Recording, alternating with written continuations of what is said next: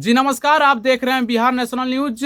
मैं आपके साथ अखिलेश कुमार। आज मैं कुछ नेताओं के बारे में बात करने वाला हूं कि जो अपने चंपारण के भविष्य के लिए नहीं लड़ा, जो दो दो बार तीन तीन बार सांसद बना, वो भी अपने चंपारण के लिए कुछ नहीं कर पाया।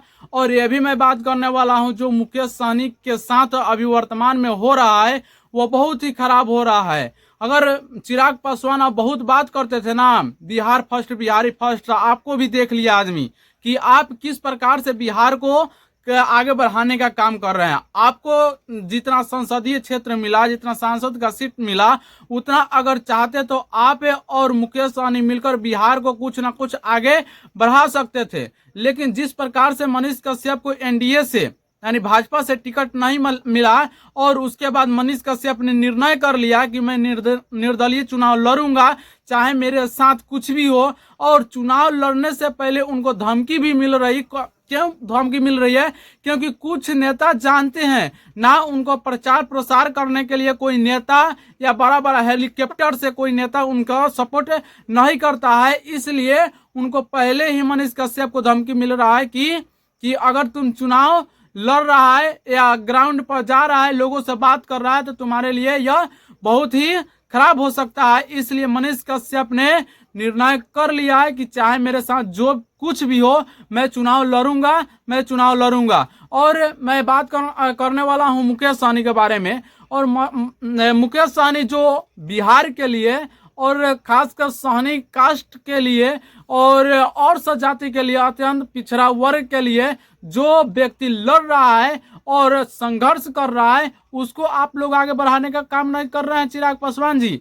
और एनडीए जो बात करता है कि हम साल में 2 करोड़ रोजगार देंगे, वो क्या कहाँ गया 2 करोड़ रोजगार? अगर राधा मोहन सिंह हम लोग का चंपारण यानी पूर्वी चंपारण मोतिहारी से वह सांसद बने, कृषि मंत्री जब पूर्वी चंपारण का बने, तो वह अगर चाहते तो मोतिहारी का चीनी मिल खुल सकता था।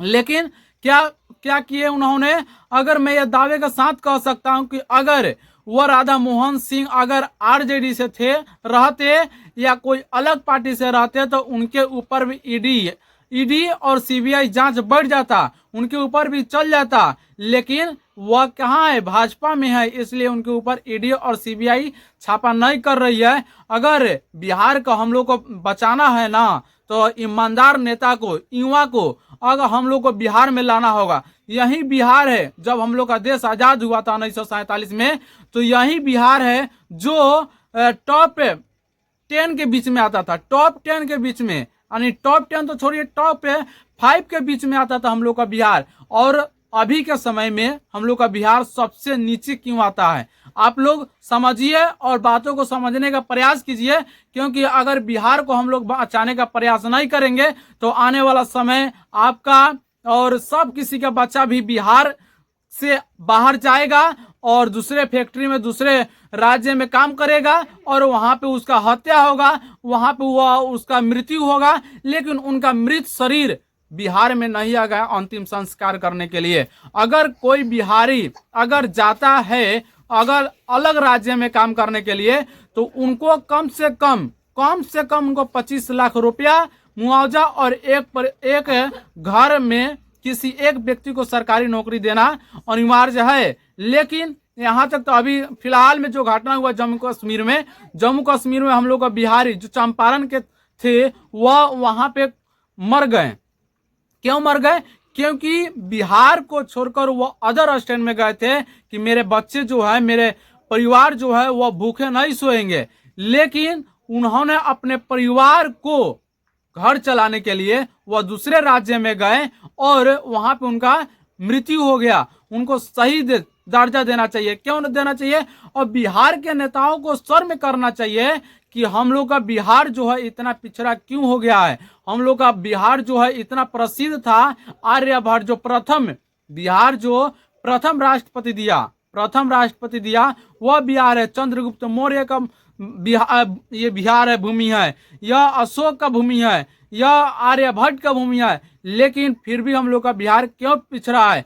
अगर हम लोग को बिहार को आगे ले जाने का बात है, तो यही समय है, यही समय है। अगर इस समय अगर हम लोग अच्छे सांसद को, अच्छे मंत्री को नहीं चुनते हैं तो हम लोग का बिहार बहुत पीछे चल जाएगा। इसलिए अगर चाहते हैं आप लोग का बच्चे का भविष्य अगर बना रहे तो जरूर कोई अच्छा नेता का सपोर्ट कीजिए, न कि कमल छाप और ललटेन हम देखे हैं उसी वहीं अगर प्रचलित है, वहीं चल रहा है, हल्ला वहीं चल रहा है कि फलना वो कमल छाप पर वोट दे रहा है तो हम भी वहीं पे वोट देंगे। बल्कि ऐसा आप लोग को थोड़ा सा भी नहीं सोचना है, बल्कि जो अपने समाज में, जो अपने संसदीय क्षेत्र में जो व्यक्ति चिल्ला चिल्ला के कह रहा है कि मैं 1 लाख लोगों को रोजगार दूंगा, 25,000 बच्चों का फ्री में पढ़ाऊंगा, उस आदमी को मैं जिताने क्यों नहीं प्रयास करूंगा, क्यों नहीं प्रयास करूंगा।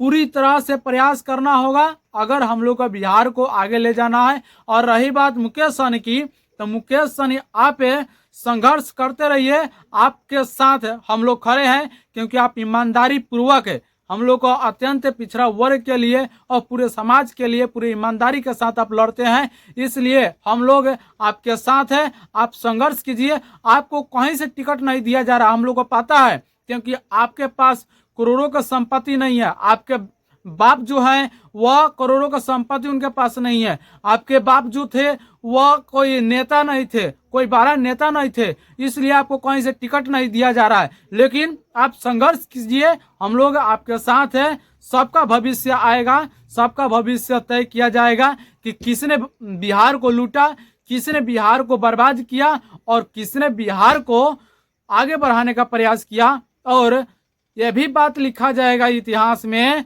कि किस प्रकार से बिहार को बर्बाद किया जा रहा है और कुर्सी पर बैठने के बाद जनता को किस प्रकार से भुलाया जा रहा है।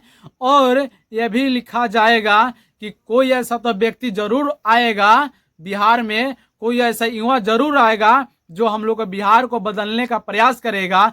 चाहे एग्जाम्पल में मैं जैसे बता दूं कि मनीष कश्यप ने क्या किया था, बिहारी मजदूरों के लिए लड़ा था, जिसके कारण से उन पर एनएसए लग गया, यानी देशद्रोह का उन पर लग गया, केस हो गया।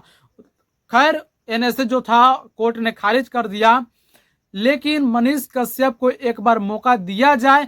हर नेता कहता है कि मैं ये करूंगा वो करूंगा, लेकिन कोई भी नेता नहीं कर पाता है। लेकिन मनीष कश्यप चिल्ला चिल्ला के कह रहा है कि मैं अपने संसदीय क्षेत्रों को आगे बढ़ाने का काम करूंगा। और जो ये चंपारण है यहीं से शुरू हुआ था देश को आजाद कराना, और यहीं से मैं भी अपने बिहार को आगे बढ़ाने का प्रयास करूंगा। लेकिन आप लोग से रिक्वेस्ट है कि 1 वोट आप लोग हमें दीजिएगा, और आप 1 वोट अगर देते हैं तो मैं आपका बच्चे का भविष्य की जिम्मेवारी लेता हूं। जय हिंद, जय भारत।